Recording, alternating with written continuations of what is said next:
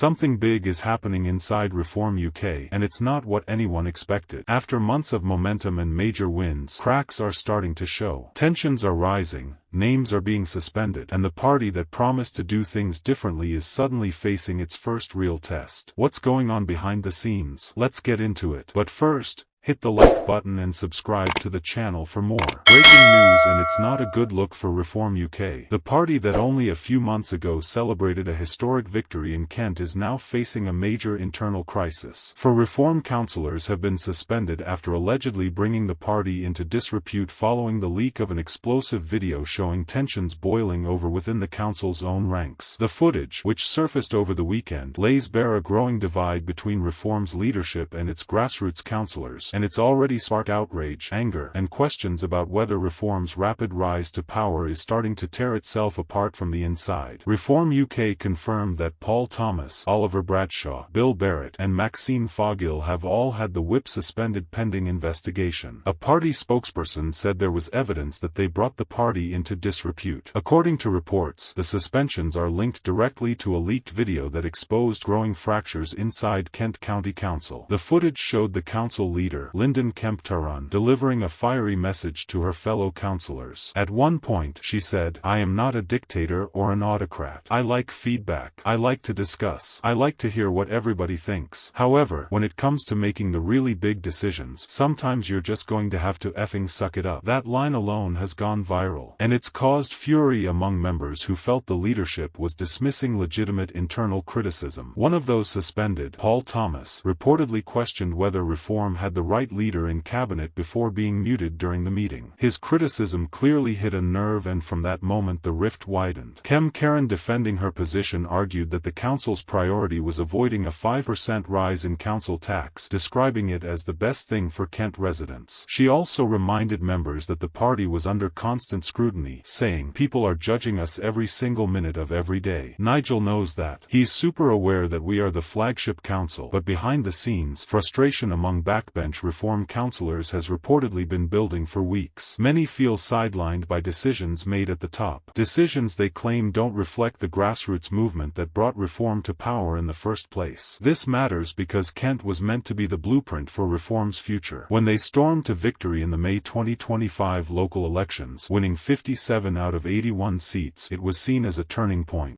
The first time a new party had taken control of a major county council in decades.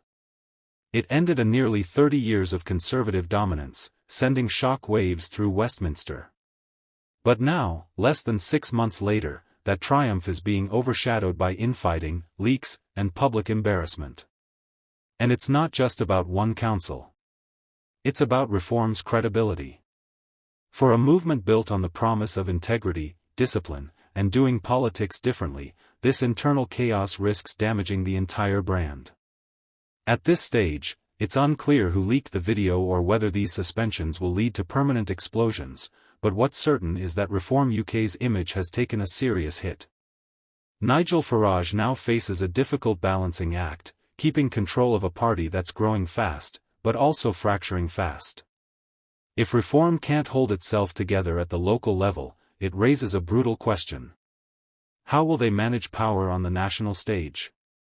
For now, the message is clear. Reform UK's internal war is out in the open, and it's getting ugly. In other news, David Lammy has claimed that Vladimir Putin wants Nigel Farage to win the next general election, arguing that the Russian president's goal is to divide Europe and weaken the continent's political unity. Speaking at a conference of European socialists in Amsterdam, the Deputy Prime Minister told delegates that Labour and its centre-left allies are winning the global battle against right-wing populism, but warned that the movement remains organised and dangerous. Lammy, who also serves as Labour MP for Tottenham, cited examples of alleged Kremlin links to far-right movements across Europe, referencing former Reform UK leader in Wales, Nathan Gill, who was found guilty of accepting money from Moscow. Nigel Farage says he's stunned by the fact his former party leader in Wales took Russian bribes. Lammy said, "But we're not stunned because the Kremlin has a proven track record of supporting the networks that want European unity to fail." His remarks come amid continued controversy surrounding Farage's past comments on Russia and NATO. The Reform UK leader, who now represents Clacton, previously suggested that the West's ever-eastward expansion through NATO and the EU helped provoke Vladimir Putin's invasion of Ukraine. A statement that drew widespread criticism. Farage later clarified that of course it's Putin's fault and has since described the Russian president as a very bad dude. Lambie went on to accuse prominent right-wing politicians of forming what he called an international network aimed at destabilizing democratic institutions and exploiting public discontent. Right now, the populist right, even as it champions barriers and borders, is organizing and sharing more effectively as an international network than we are, he said, acknowledging widespread frustration across the electorate. Lamy said the current political volatility across Europe reflects a growing appetite for change. We all feel this stress and uncertainty because our people are suffering, he said. And we all know they are looking both left and right for the change they crave. This means politics is wide open. The Deputy Prime Minister also reiterated Labour's pro-European stance despite Britain's departure from the EU, insisting that Brexit did not sever the UK's identity as a European nation. He pointed to Labour's 2024 general election victory as evidence that the centre-left can still prevail. "We are here today because we cannot fail," Lamy told the audience. "We are in a race to shape the politics of the 21st century with the populist right. We are winning worldwide, highlighting centre-left successes abroad." Lambie cited recent electoral wins in Canada, Australia, and Norway as proof that progressive politics remains resilient. "In July last year, we won in Britain with a historic majority, ending 14 years of Tory rule," he said. "Since then, we've kept winning." He concluded his speech with a sharp warning about Farage's political strategy, claiming that the Reform UK leader uses grievances against the courts to undermine democratic trust. "This is his playbook," Lamy said. "That's why in our elections, they shall not pass. Why in your elections they shall not pass across Europe, they shall not pass."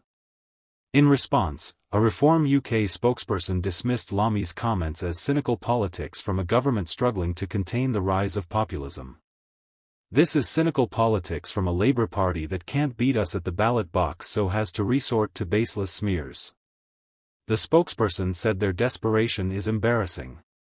What are your thoughts on what we discussed in today's video? Let me know down in the comments section below. If you've not yet already, make sure you do drop a like on this video and subscribe to the channel for more British content. Thank you. Take care.